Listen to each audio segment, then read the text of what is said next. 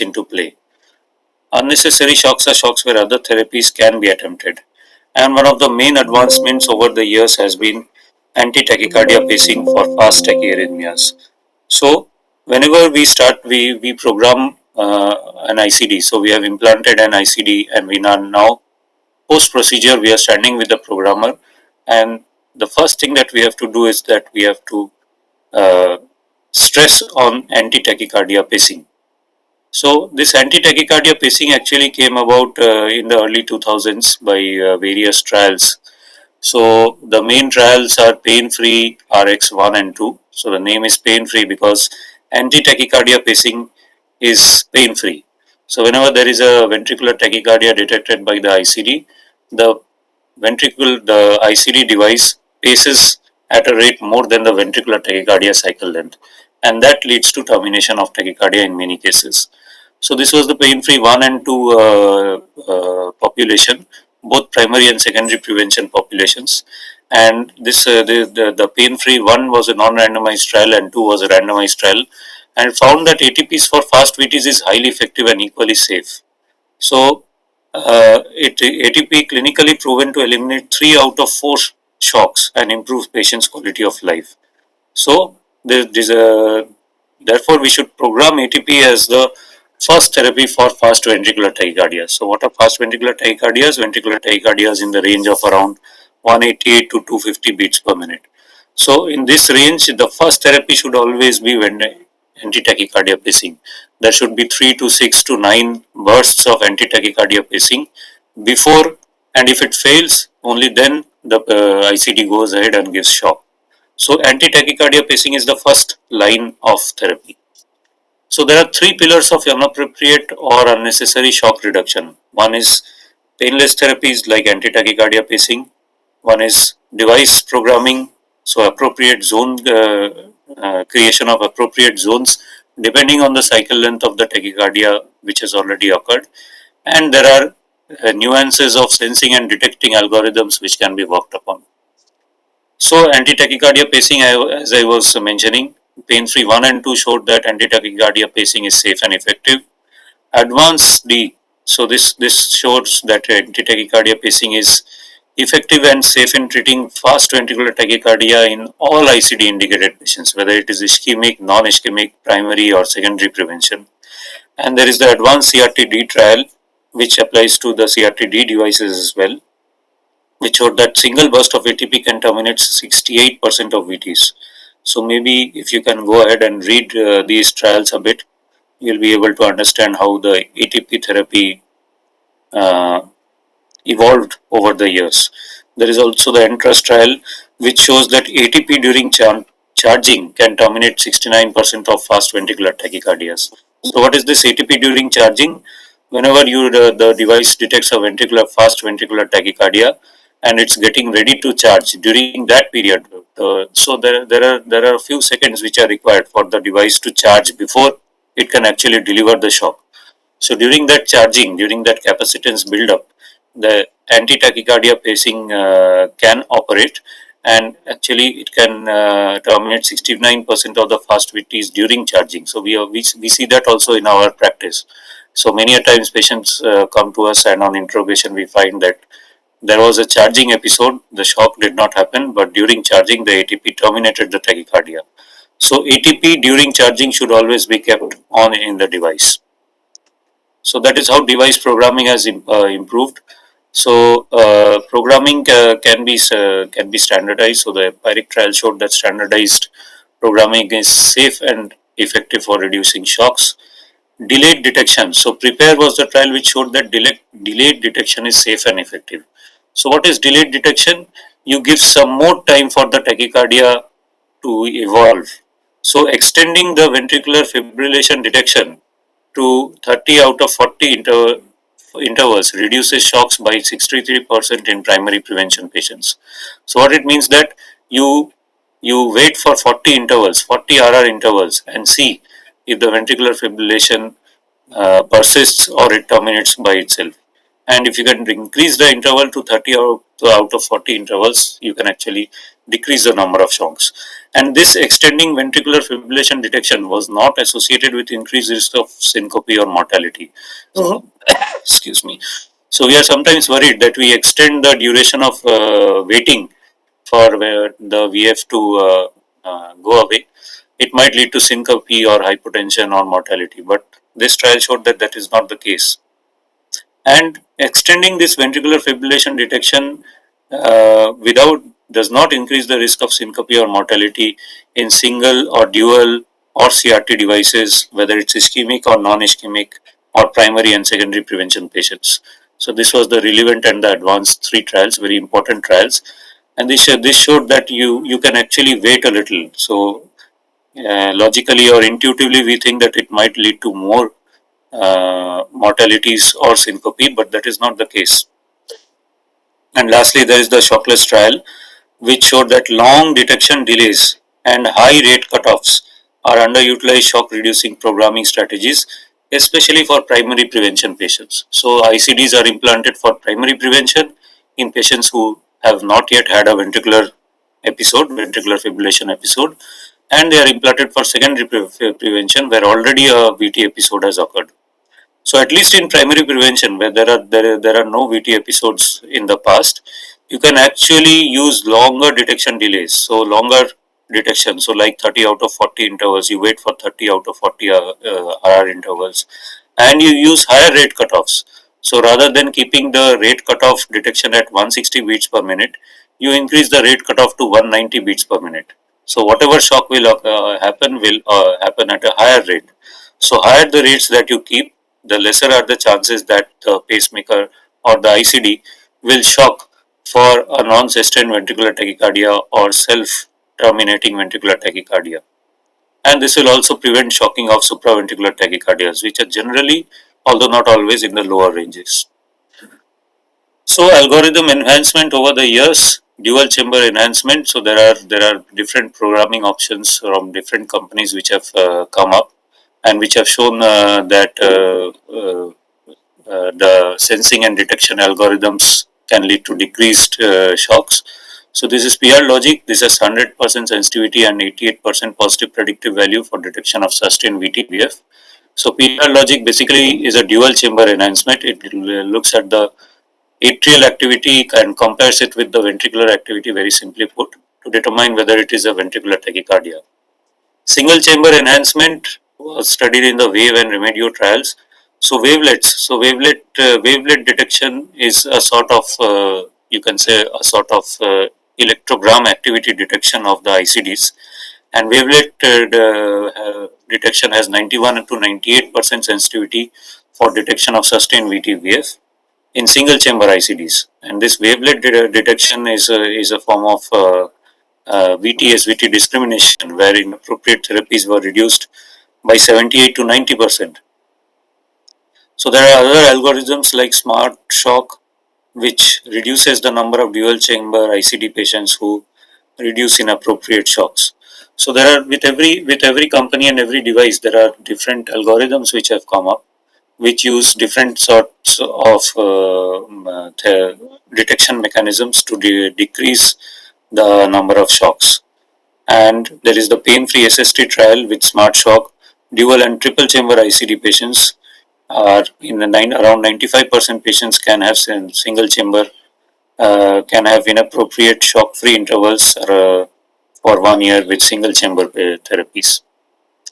One important concept that I was mentioning is primary and secondary prevention. So whenever you are putting in an ICD for primary prevention, your programming becomes very important. So a significant cause of shocks in primary prevention patients is over detection of arrhythmias. Sometimes these patients have supraventricular tachycardias. So a patient with reduced ejection fraction can have atrial fibrillation or other supraventricular tachycardias, or can sometimes have bursts of small non-sustained VT ventricular tachycardia. So is it always necessary to program for more strategic detection in primary prevention patients? So the modern charge times are shorter than historical times, and these modern patients are actually healthier than the historical patients. So because of advancements in medical therapy, the modern patients with HFrEF or reduced ejection fraction are actually healthier than the historical patients. So the thing is that you can actually avoid detecting in these patients, you can have a higher threshold for shocking. So you can avoid detecting non-sustained tachycardia, you can avoid detecting slower tachycardias and use ATP therapy as an initial therapy for fast ventricular tachycardias, and that is how you reduce the number of inappropriate shocks, especially in primary prevention patients where there is no previous history of VT. So the principles are prepare this is something called as the prepare programming algorithm. So extended ventricular fibrillation detection times, like I mentioned, 30 out of 40 intervals have to be classified as VT or VF before shocking. Fast detection rate. So the detection zones have to be, VT zones have to be kept at a higher rate. So you use VT zones are at least at 180 beats per minute for primary prevention. And the third step is using anti-tachycardia pacing for fast VTs. Using anti-tachycardia pacing actually eliminates 3 out of 4 shocks for fast VTs. So using in the VT zone monitors, you create a 30 by 40 ratio. So 30 out of 40 RR intervals have to be classified as fast VT. And there you program ATPs first, followed by shocking. So you can program the VT zone at a higher rate, so 180 beats per minute, and you can program lower rates with where only you monitor and give only ATP. So, for example, you program at 150 to 160 or 170 beats per minute, where you give only ATP and no shocks. So this prepare algorithm shows that the shocking episodes were reduced by 63%. So if you can do these things, you can increase the RR in the detection intervals, and you can use anti-tachycardia pacing and use higher rates.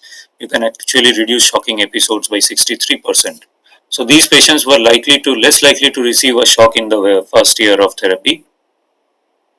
Now coming to a very important trial, which is the MADIT RIT trial. I think this is very important for students to find out the full text and read completely. So MADIT RIT, reduce inappropriate therapy. So it's the MADIT group of trials, and the RIT stands for reduce inappropriate therapy. So around can ICD devices be programmed to reduce inappropriate therapies? So MADIT actually improved the ICD programming to high rate, that is greater than 200 beats per minute, or a 60-second duration delay, and found that this was associated with 75% reduction in first inappropriate therapy and 50% reduction in all-cause mortality. So again, high rate programming, you keep the cutoff at greater than 200 beats per minute, and you keep the duration delay, that is you wait for 60 seconds before you start giving therapy for your ventricular tachycardia. So all the non-sustained arrhythmias go away within this 60-second duration, and this was found to reduce 75% the first inappropriate therapy. So MADIT RIT was actually a landmark trial, and this is the programming. These are the programming parameters that we actually use in primary prevention patients. To summarize, any shock hurts. VT is common in the ICD population, and beware of MVT being treated as VF. ATP has conversion success rates of up to 98%. So whenever you start programming, use as much ATP as you want, especially in primary prevention patients. Empirical ATP appears to work as well as tested ATP. ICD patients may spare the majority of painful shocks if ATP is programmed. Of course, longevity is increased and there is reduced incidence of shock and there is more acceptance. Again, to summarize, there are three concepts of ICD programming. One is of course bradycardia programming. You program for if there is any bradycardia going on. There is tachycardia detection programming. That is, you can prepare the zones for detection of tachycardia. You set the duration, you set the rate, and you use discriminators of supraventricular versus ventricular tachycardia. And then you determine the therapy, how many ATPs you will give, what will be the shock output. So you can actually program the shock output, which can be lower 10 joules, then it can be 20 joules, or it can be 34 joules, and things like that. So this is how you go about programming. Bradycardia programming, in patients with no need for rate backup, you can keep the backup low rate pacing only at 40 per minute. So in patients who need rate support, So if there is a single chamber ICD, consider the lower rate to minimize the pacing, and consider upgrading to CRT if there is a high burden of brady pacing, because RV pacing can be detrimental for half-life. If there is a dual chamber, you have to use parameters to reduce the burden of RV pacing. So you program in a way so that you can promote intrinsic conduction, and you use minimize ventricular pacing modes. You use AV search programming. So these are basically programming in dual chambers to look for intrinsic AV conduction and reduce the amount of RV pacing. So bradycardia programming is almost the same as what you normally do in your with pacemaker programming, and basically you have to depend on whether it's a single chamber device or a dual chamber device that you're placing. In patients with CRT devices, so if it's a CRT-D device, it's the other way around. So you program to maximize ventricular pacing per CRT guidelines. So according to the CRT guidelines, our target is not to promote a pure AV conduction. It's to promote maximum biventricular pacing, more than 98% ventricular pacing. So there it's a different ballgame altogether, and you program shorter AV intervals so that you can have more biventricular pacing and less intrinsic conduction.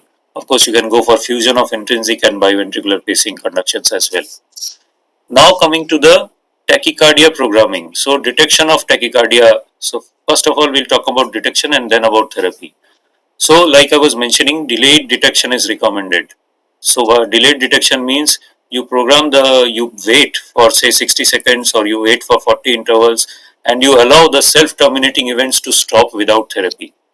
And this has not been associated with significant increase in syncope like I mentioned in the trials, and has been associated with marked decrease in the treated therapies, and has been associated with decrease in mortality versus shorter detection time. So actually you are actually decreasing mortality using by programming the uh, detection durations at a higher rate rather than a lower rate. Higher rates recommended for primary prevention devices. So the rates of the VT detection rates have to be higher side, at least in primary prevention. So mostly the rates between 180 to 200 have been used in studies, and in the Mediterranean trial, the rate of 170 per minute was used with a markedly prolonged detection rate. So all therapies were given only if the arrhythmia was more than 170 beats per minute and with a detection duration of greater than 60 seconds. So this is another programming parameter which has come up.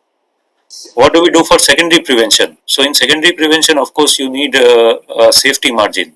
So you go and look at the VT which has previously occurred, look at its cycle length, and the recommended rate is 20 per minute slower than the slowest clinical VT, or no slower than the primary prevention settings. So in these cases, you have some guidance. You look at the VT which was there in the history, and you recommend the rate at a 20 lower than the slowest VT. Suppose if it's a very slow clinical VT, then it becomes sometimes very difficult. So if a patient has a rate because of antiarrhythmia therapy or for other reasons, the VT is occurring at lower rates, say 140 or 150 beats per minute, you have no option but you have to place the rate at 10 per minute below the clinical VT. Some labs use 40 milliseconds longer than the slowest VT parameter.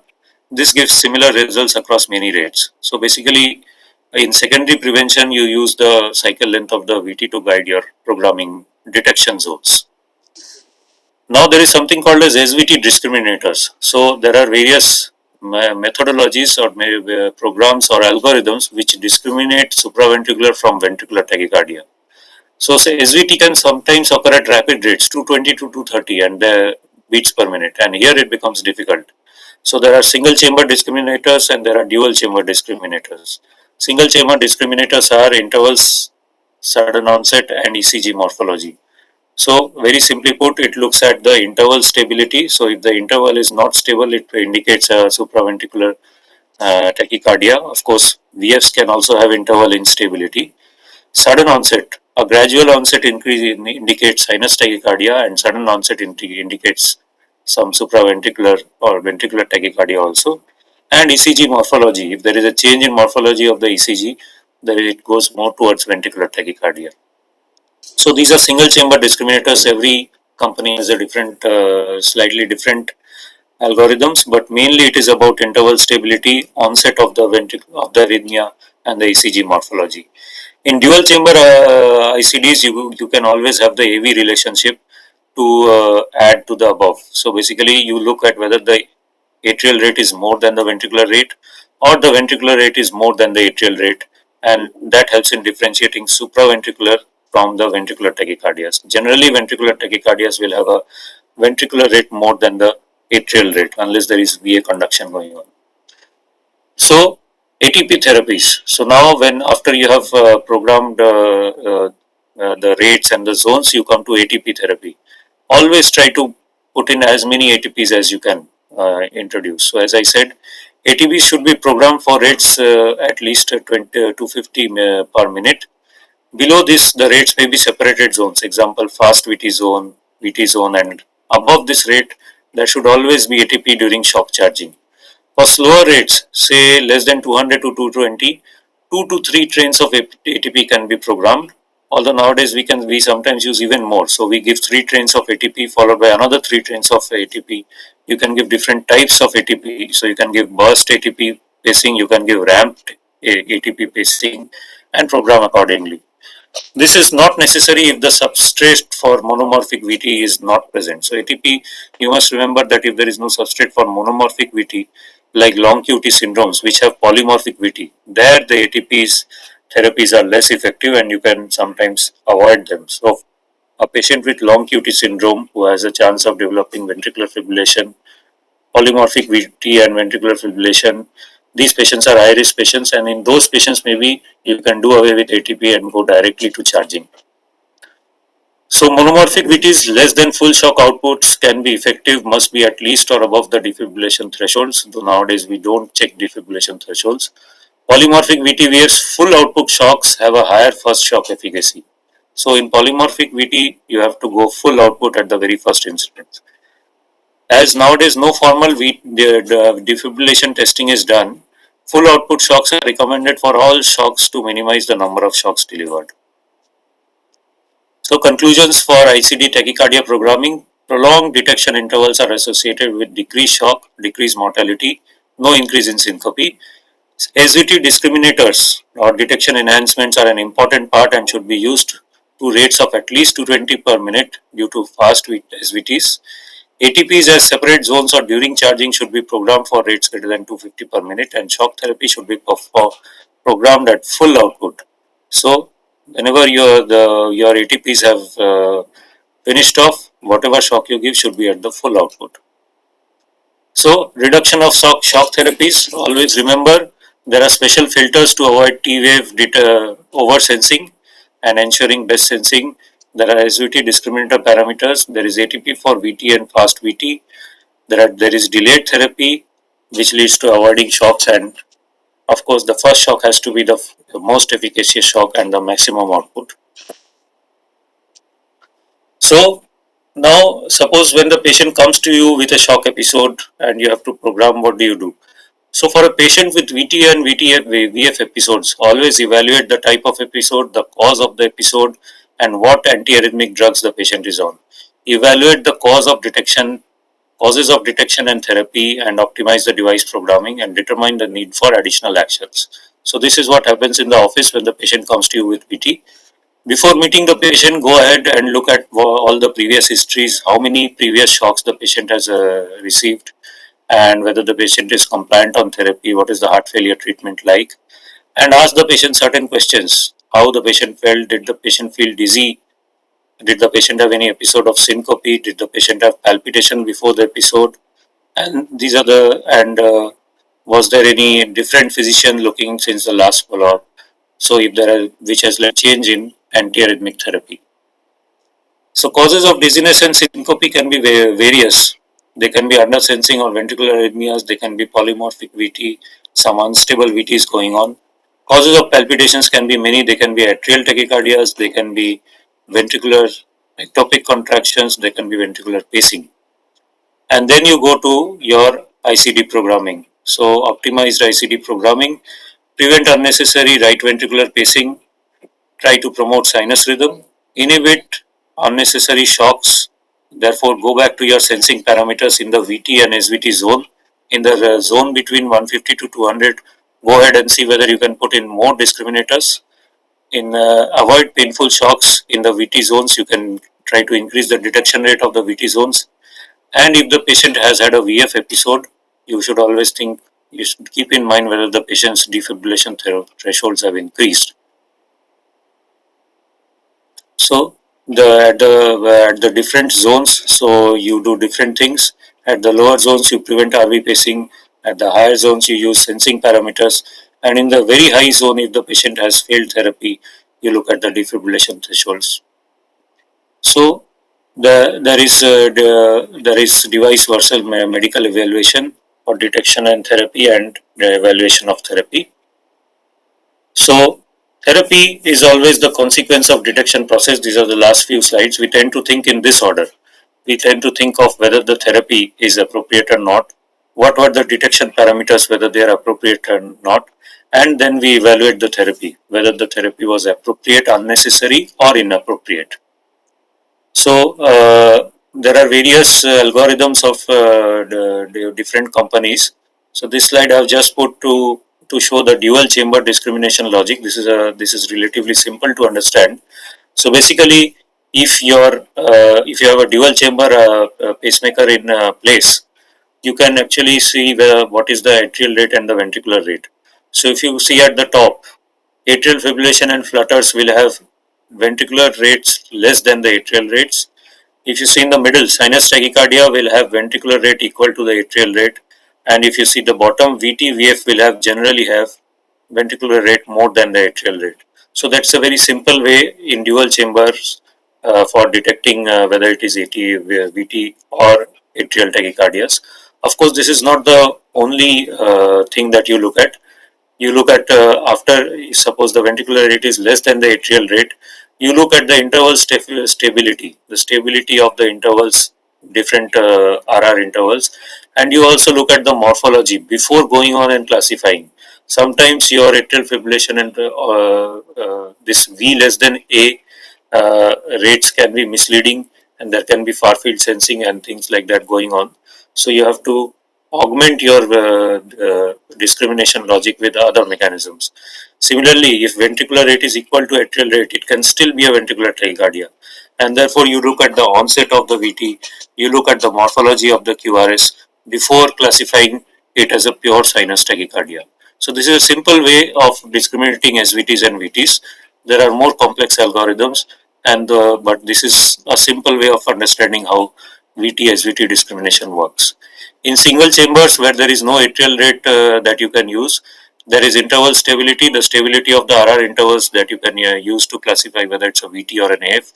You can look at the morphology of the QRS, and you can look at the suddenness of onset of tachycardia to determine whether it's sinus tachycardia, supraventricular tachycardia, or ventricular tachycardia. So therapy is always a consequence of a detection process, and therefore we should always be step by step while programming, and also while reprogramming the patient when the patient comes to us with VTVF episodes. I think this is just a summary of the same. So if there is a VTVF episode and the patient has not received therapy, it can be either because of supraventricular tachycardias, which is good. If it is because of ventricular tachycardias, we have some programming to do. If the patient has a VTVF episode which receives a shock, if it was an appropriate therapy, it's good, and if it is a non-ventricular therapy, we have work to do because it's an inappropriate shock. So there are various algorithms which are there and which I have explained. We can go through various algorithms and flowcharts. I think I'll skip this.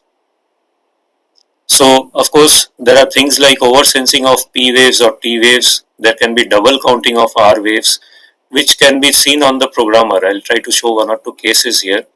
So, for example, oversensing of P waves or T waves. So this is how your programmer looks like. And if you look at this programmer, there is an atrial EGM, there is a ventricular EGM, and there is a marker channel in the at the very lower side. So if you see here, there is an alt. If you look at the very first very lower channel, the marker channel, you will see that there are the atrial sensing is occurring either in the sense zone or in the refractory zone, and that is getting detected.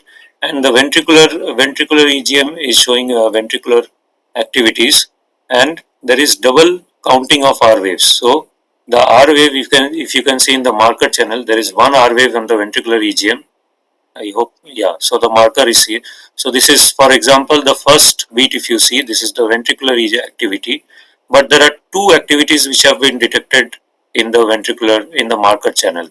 So this R wave is getting double counted, and because the R wave is getting double counted, the rate is of the tachycardia is being sensed at a higher rate, and therefore the pacemaker might classify this as a VT and give a shock.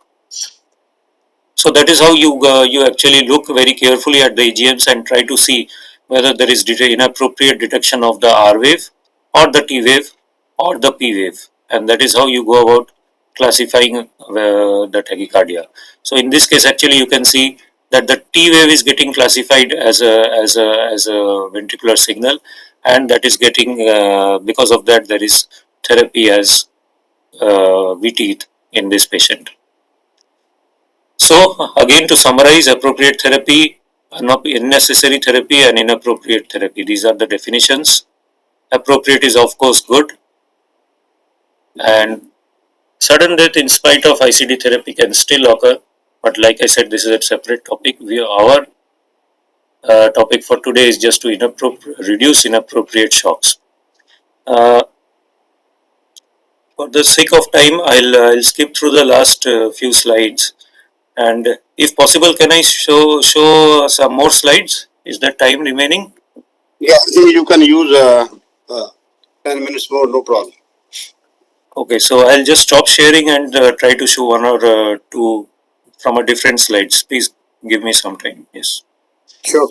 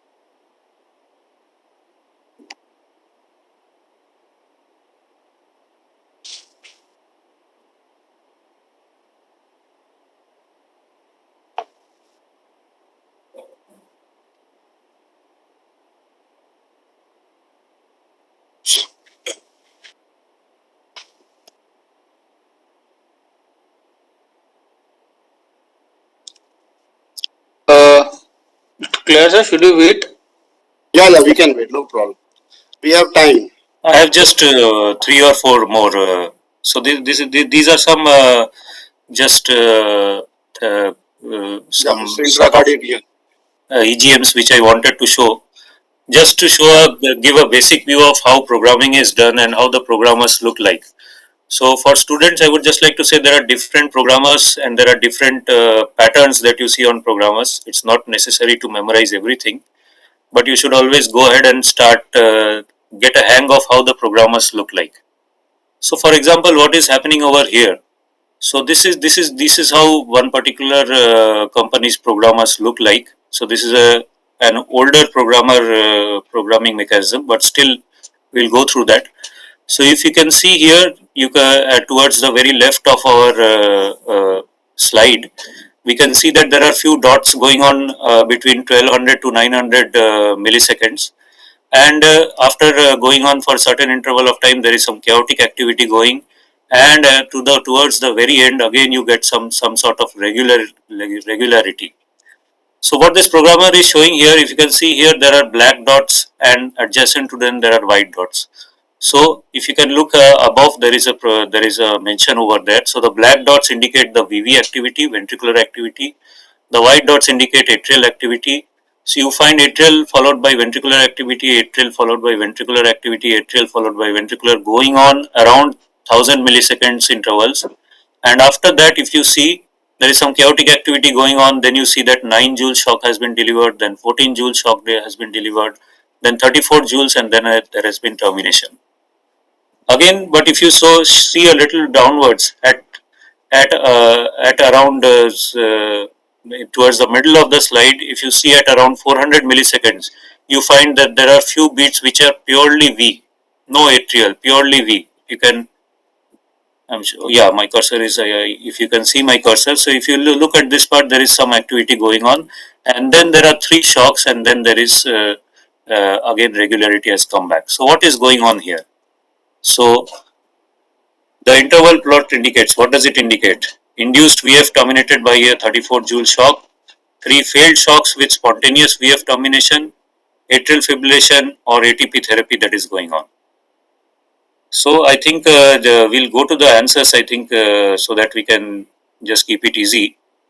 So this is basically induced VF. We are trying to induce a ventricular fibrillation and trying to see whether our shock therapy occurs. This we don't do nowadays, defibrillation testing, but earlier this we used to do this. So what is happening here is that we are trying to induce VT by giving a 400 cycle length therapy, and then we are trying to give shocks and seeing whether it terminates. So this is basically trying to induce a VT. So if you can see here, the circle has been marked here. So this is, we are trying to induce a VT by giving a burst of ventricular pacing at 400 milliseconds, and then we are trying to shock and see whether it's getting terminated or not. Another case, so the patient comes to you with this thing on the programmer. The patient has received a shock. Patient has received these shocks, and now the patient has come to you and is complaining that he has received shock. So what do you do? So if you see here, the patient received one therapy at 9.9 joules, then received another therapy at 14.7 joules, and then again received 34 joules therapy, and so the patient received actually these multiple therapies. So what can be done for this patient? So if you see in this patient, the parameter settings for ventricular uh, fibrillation are 12 out of 16 beats are initially used to classify this as a VF, and redetection parameter is 9 out of 12, and the ventricular interval has been kept at 330 milliseconds or 182 beats per minute. So what can be done for this patient? Do we what are the options for this patient? So do we program the detection to more, that is 18 out of 24-hour intervals? Do we program all the therapies to 35 joules maximum? Do we do defibrillation testing in this patient? Or do we place the patient on amiodarone and bring the patient back? So basically multiple therapies occurring, and so now you want to prevent these multiple therapies going on. So what do we do in this patient? In this patient, we see that the patient receives. So this patient has received maximum therapy at 34 joules, and therefore in this patient we should try and see whether there are some lead parameters which are abnormal, which has led to increase in defibrillation thresholds. So we test the defibrillation thresholds again at 22 joules. So if the VF can be converted at 22 joules, therapy should all be programmed to maximum output, knowing that is at least a 10 joule safety margin. So if a 10 joule safety margin cannot be achieved, then we are in trouble. And if we can reposition the lead, if we can reverse the polarity of the lead, then it's good. If not, then it becomes difficult for this patient. A subcutaneous patch might be considered. Another case. So what does this EGM demonstrate? So if you see here in this EGM, from at the very left of the left of this cartoon, you see that there is some high ventricular activity going on, which is shown in the middle channel, and the ventricular activity is occurring at around 200, 220, 230 milliseconds per minute. It has been classified very initially by the pacemaker as a ventricular fibrillation, and VF. And VF detection has gone on. Yes, my marker is working. And in the middle of the slide, you can see here that the shock has been delivered. You can see here 9.9 joule shock has been delivered. And after that, you see again a high rate sort of activity going on. And again, there has been a VFRX again the second VFRX detection has occurred, and we don't know after that what has happened. So basically, one shock has been delivered, and then again the tachycardia is persisting. So what do the EGMs demonstrate here? Just how we go about thinking, we did not get it accurate. But if you see here towards the left, the QRS morphology is different, and towards the right, the QRS morphology is again different. In the middle, the QRS morphology is changing a bit, but the high rate is persisting throughout. In between, if you can see here in the ventricular channel, that the shocking after the shock has been given, there is a high rate going on, but in between there are gaps in the ventricular channel. So there are gaps in the ventricular activity. So what is going on here? So what do the EGMs demonstrate? Has the tachycardia been converted into atrial fibrillation? Is that there's some signal drop of post shock? Is there post shock conversion of ventricular fibrillation to ventricular tachycardia, or is there a dual tachycardia going on? So obviously it's not a dual tachycardia going on, because it's not a supraventricular plus ventricular tachycardia, because the atrial channel is quiet. But there is it an AF conversion going on? So if you look at only one ventricular EGM, it might seem like there is some AF conversion going on, but you have to look at the marker channels and look at both the atrial and ventricular EGMs. So AF is out. Is that some signal dropout? Is there post shock conversion to VT or VF? So the answer is there is some signal dropout. Sometimes it happens that after shocking, some of the signals in the ventricular channel don't get picked up. So you can see here there is ventricular activity going on where the black arrow is, but it has not been picked up in the marker channel. There is some ventricular activity going on which has not been picked up in the marker channel. This is not always dangerous, but this case I am showing just to understand that you must correlate your marker channel with the ventricular activity and the atrial activity. Every ventricular and atrial marker channel has to be correlated with the EGM. And if you are slow and methodical about it, you will be able to classify the tachycardia in many cases. So, lastly, this is the last slide of mine. So again, this is a demonstration like the previous demonstration. So the black arrows are ventricular activity. The the black circle is ventricular activity. The white box is atrial activity. So black is the VV interval, white is the A interval. So at 400 milliseconds interval, you are having some activity where there is a black followed by white, and this goes on throughout, and the pacemaker has detected this as a ventricular. So you can see here detection mentioned. It has detected this as a ventricular activity, and this has led to delivery of shock. So what is going on here? What is the most likely interpretation from the interval plot and the EGMs of this tachycardia episode? Is it a sinus tachycardia? Is it an AV nodal re-entry tachycardia?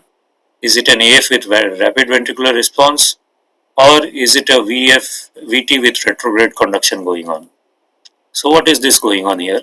So you can see here that the first of all the rate 400 milliseconds. So 400 milliseconds is a pretty high rate, and the ventricular activity is followed by ventricular dots are followed by atrial dots throughout.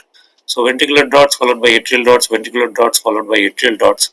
However, after termination of the tachycardia, you see it's the atrial dot which is preceding the ventricular dot. So something has occurred, some therapy has been delivered, and which has led to the increase in cycle length, that is reduction in the milliseconds or the RR interval. So some therapy has definitely decreased the tachycardia here. So what is this going on? This is VT with retrograde conduction. Why? You can see here that the ventricular activity is followed by atrial activity, black and white, black and white, black and white going on throughout.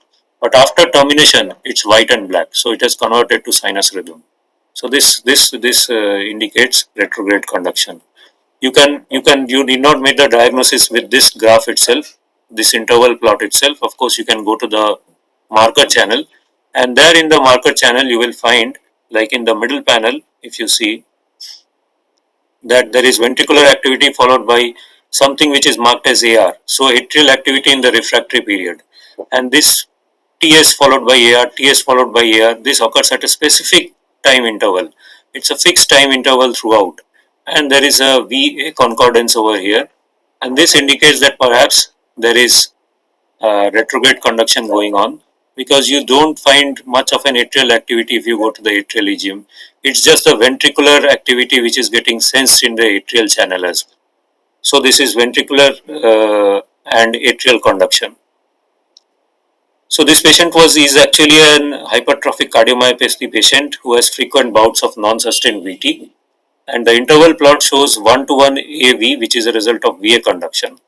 So this does not, the plot does not demonstrate sudden onset, but just show sudden termination, and that's how you classify this as VA conduction in ventricular tachycardia.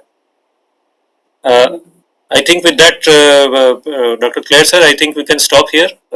Or I think so. It's very nice of you to give this talk. I was a little difficult to log in, so I couldn't introduce Dr. Sujatya. Dr. Sujatya is a young, bright electrophysiologist based in Apollo, and he is director of electrophysiology in Apollo, I guess, Apollo Hospital, Kolkata. yes. And we share both one thing common, that we both are from PGI Chandigarh. It's always pleasure to meet anybody from PGI Chandigarh. Just Sujata, a few questions. Yes, sir. One is that what is the, when you program ATP, basically, if you know the VT cycle length, then of course 10 to 15%, faster you program. But some of the times we just program, empirically. And what are the chances of ATP producing, getting into fast VT and ventricular fibrillation? What is the kind of incidence of that event which we need to know? Yes. Any idea on that? Yes, so the ATP can, like you rightly said, sir, it can convert some of the tachycardias into faster arrhythmias or faster VF. It generally happens in the secondary prevention sort of patients. So I say patients in whom secondary prevention is there. So basically patients who had previously have tachycardias, who have more scar in the myocardium, more fibrosis in the myocardium, and in those patients the ATP can result in more harm than good. However, I think it's a rare event. It's not a usual occurrence, and in these patients we can actually try to modify our antiarrhythmic therapy if possible. Use antiarrhythmic therapy to bring down the rate of the tachycardia, and then program ATPs. In secondary prevention patients, if ATP this has occurred, we can just program to ATP during charging only, and bring down the thresholds for shocking to lower rates. Right. So I think the students should be aware of that ATP can sometimes produce VF itself. Of course, the Produce. device will cardiovert it, no doubt about it. The other thing is that as far as the ATP is concerned, it is, I think, very, very useful technology to terminate ventricular tachycardia, and you counted all the success rates. But my thinking is that, you should, I will program just 2 episodes of burst pacing and 2 episodes of RAM pacing. That's all, not Well, more. Because you, for example, there is a true VT occurring in a patient with LV dysfunction.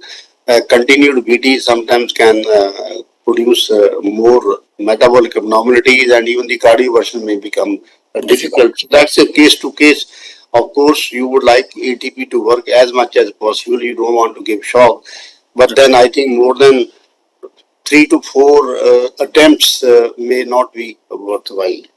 Uh, Another thing I want to ask you, Sujatya, any thinking that we always say that during implant R wave should be more than 5. But we know also that we always program these patient 0.5, as the sensitivity. So how this 5 number is just being very prophylactic, that later on the R wave can decrease, or is it based on some kind of studies? Because some of the patients like ARVD, for example, there may be so much of fibrosis, getting 5 may be difficult. Yes. Even in dilated cardiomyopathy, long-standing, lot of fibrosis, so this figure 5 may not be achievable. So there one has to compromise with 3.5 or 4. But how serious is this R figure of No, 5? I think in present days, with advances in the devices, I think it's less of a challenge. I think this consensus actually came in the earlier times where programming or devices were maybe not that advanced, and we were always maybe worried about T-wave oversensing. And if the T-wave gets oversensed and that gets classified as a VT. So nowadays, actually, T-wave oversensing is not much of a problem. They look at the slope of the T-wave and the slope of the R-wave, and that's how they classify. So there is lots of advancements which have come up, and we'll see less of these oversensing issues. So in that, that's why this R wave of 5, uh, nowadays we have more leeway. Of course, it's good to have a good R wave, but nowadays Right. we have more chances to play around with lower R waves as well.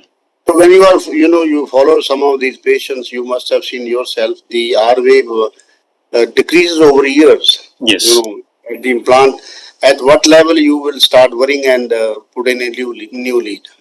Yes, I think anything less than 2.5 or 2, at that point, maybe I will start getting concerned and I'll start to evaluate my other options. Yes. Right. So some of the thing which we can do in these patients is that if your R wave has gone down, let's say 2, in those patients you can induce VF and see whether it is sensing properly or not. These are the That's also one good thing. questions. DFT That's value. one thing you can do before doing a invasive procedure and putting in a new lead.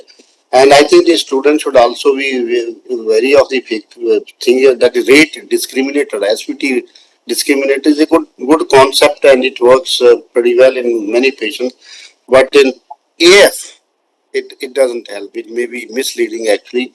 Uh, because in atrial fibrillation, and particularly when it's a dual tachycardia, then it may totally misguide because AF rate is always more than the VF. So one, I think students should be clear that it doesn't work always.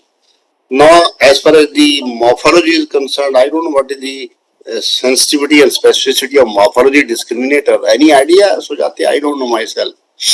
So these morphology discriminators across various studies is like 70%, 80% Right, specificity. Specificity. much Yes. below, the much below the reliability Yes. figure, because the VT can be different VT, the different depolarizations and different wavefronts, and sometimes even your SVT or AF we have aberration. So it is also the students should understand that these are not absolute values. They do help, but the sensitivity and specificity of these criteria is still limited. Another thing which I would like to say to the students that when you program these devices, like the case which you have shown, the first was 9.9, the second programming was 14.7, third was 34, which worked in that patient. So our practice is always, and my recommendation is that you can use the first conversion at Yes. 10 or 8.5 or 11 or 12, whatever you think is correct. But the second shock, I will always suggest go That's, full. Well, that's a we complex don't programming. we don't want the failed shocks and multiple shocks in the patient. The shock of 10 or shock of 14, shock of 34 is pain component is same. There's not much Same. Yes. difference. Same. So just give one chance on a low to conserve the battery, Yes. and then the second should be full blown. Uh, Last but not the least, my comment is that implanting ICD, particularly single chamber or dual chamber ICD, is not a big deal. Any cardiologist can do that. But it's not a question of implanting the ICD, but understanding the ICD, the programming, and the electrophysiology behind it is very, very important. Actually, I always will recommend that ICD CRT should be done by only electrophysiologists. That is my very firm faith. That has not happened in our country. Hopefully, one day that will happen. Yes. So, Absolutely. are there any Yes. question in the chat box for Sujatya? If there are none, I think I will thank you, and we can close the session. Anybody from National Board here? Any representative from the National Board want to speak? Any chat? You can see any questions, Sujatya, on the chat No, box? sir. No, not in the chat box. No questions as such. Okay. So if none, I think we thank you very much, and it's a great pleasure to have you on Thank you, this sir, for the activity, opportunity. and would like you to come again and again in this program. Thank you. Thank you, Sujat. Yes, sir. Thank you, sir. Thank you so much for having me. Bye, sir. Thank you, attendee, and all the faculty members for joining the session. Thank you, sir. Thank you, all of you. Thank you so much. Okay, dear. Bye.